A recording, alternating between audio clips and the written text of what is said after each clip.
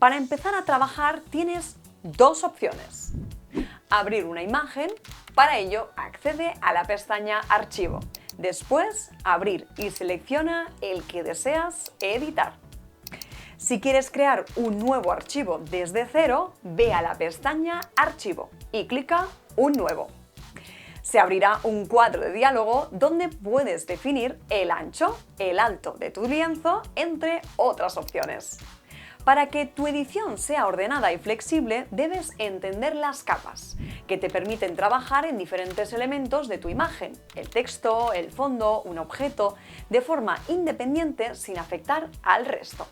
Para ello, ve al panel de capas a la derecha, donde puedes seleccionar una capa. Recuerda siempre seleccionar la capa correcta antes de dibujar o borrar. Crea una nueva capa clicando el icono de Nueva capa que aparece en la parte inferior.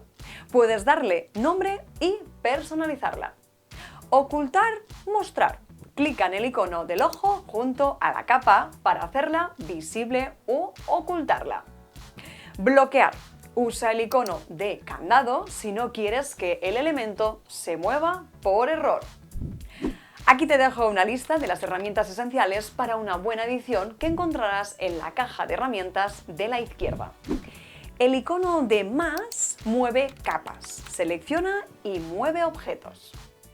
El icono rectangular selecciona áreas rectangulares de la imagen que podrás borrar, pintar y mucho más.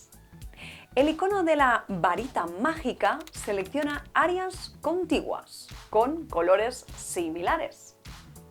El de pincel pinta a mano alzada en la capa activa. El icono de la goma borra píxeles de la capa activa. El del cubo de tinta rellena una selección o una capa completa con un color o patrón. El icono con la letra A crea un nuevo cuadro de texto. Y el de tijeras te permite recortar la imagen a un tamaño específico.